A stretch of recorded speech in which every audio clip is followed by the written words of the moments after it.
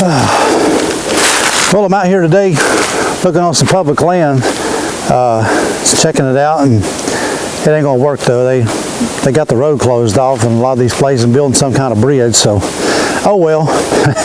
Unless they go way back here, you know, unless turkey hunters go way back here, they're gonna have a tough time here this year. But anyways, I was in here looking around and seeing all these big trees, and it just kind of reminded me of a little trick that sometimes you can use, and maybe this might help you this coming spring be a little bit more successful on them roosted turkeys that you're having just a little bit of a difficulty getting just that extra 20-30 yards where you need to be at.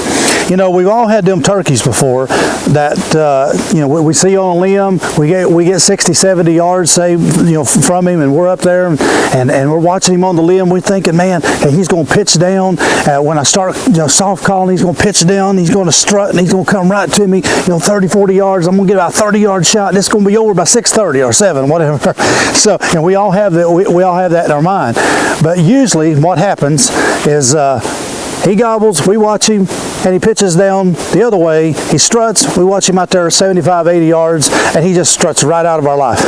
That's usually what happens, right? And so, and we're sitting there reliving it, thinking, man, if I'd have just been 30-40 yards closer, if I could have just got a little bit closer, if I could have just pushed a little bit, you know, as soon as he flew down, he'd been in gun range.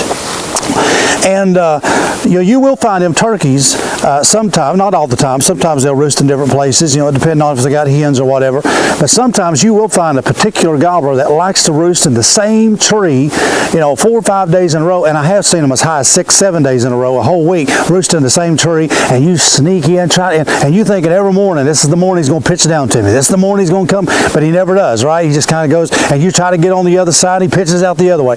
Well, here's a little trick that you can use to close that distance where the moment he hits the ground, he'll be in gun range. I'm not talking about shooting him off the roost. Now, we don't do that. That's not sportsmanlike. So, you know, I'm not talking about shooting him off the roost, but I'm talking about getting 30-40 yards from the roost tree without him blowing out of there. Because even in the dark, you know, if you make too much noise and the leaves are noisy, you know, you can blow them out of there.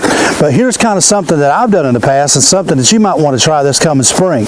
When you find a particular tree that a gobbler likes to roost in, and you watch him maybe 2 or 3 mornings, and you think, okay, in the morning I want to get more tight to him. What I do is I will, usually before I leave, I won't get up there, you know, as soon as the turkey leaves, because he might be over the hill or whatever, you might call him back, so you want to hunt him. But usually right before I leave for the day, and no one won't come back in there the next morning, I will go back to the roost tree, you know, whatever tree he's in, and I will go back about 20 yards from that roost tree. That's, you heard me right, 20-30 yards, you know, at the max. I'll go right there. Now, when you do this, you got to remember to, you know, come the next morning, you're going to have to sit like a statue, and you can't move. You better have that gun across your lap, your face mask on, and you better be sitting there like a rock. And I mean, you better be ready, because as soon as he starts gobbling pitches down, he's going to be in gun range. Okay, so you don't want to be, you know, you won't be sitting there next morning scratching your nose and twisting and, you know, bobbing your head, because he's going to go out of there, because he's going to be almost right above you. But what I do is I go back about, you know, so about 30 yards from that roost, and I will start from that tree. And it's going to take a while now, okay? It's going to take a little bit. But I will actually go all the way back to the tree. Let's say he's roosted, you know, right back here somewhere. And I'll do this. I'll make me a dirt path all the way out to where I walked in at. You know, I mean, and when I say walk out, I mean, you know, I'll get at least 50 yards back, 60-70 yards back. And when I get to that 60-70 yard mark, where I was sitting the morning before, where I want to get a little bit closer, I'll do this. Make me a dirt path. Make sure there's no sticks. Make sure there's no limbs. Make sure there's nothing in that path that can break or anything, you know, give you away. So once you make a dirt path all the way to your new spot the next morning, just go in there, step in that path, and step lightly all the way in the dark, pitch dark. You know, don't be going in there crack of daylight. Go in there pitch dark. Just sneak right in there. Have your spot already cleared out at that tree you want to sit at, you know, and that way you make no noise whatsoever.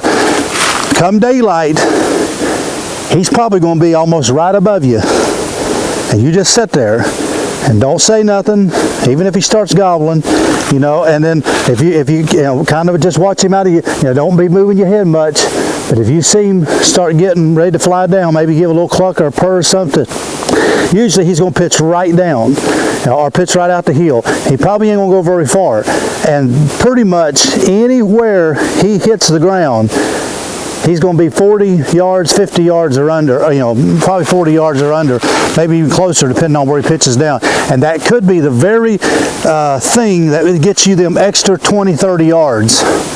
In other words, you can be done in just a few minutes and have a big old gobbler right off the roost, hit the ground, shoot him. So that's just a little trick that you can do when you find them gobblers that like to roost in the same tree. It's not a guarantee, but I'll tell you what, when it's a tough season and they're, and you're having a struggle, I'll take one like that anytime because I hunted him, I outsmarted him, I got closer.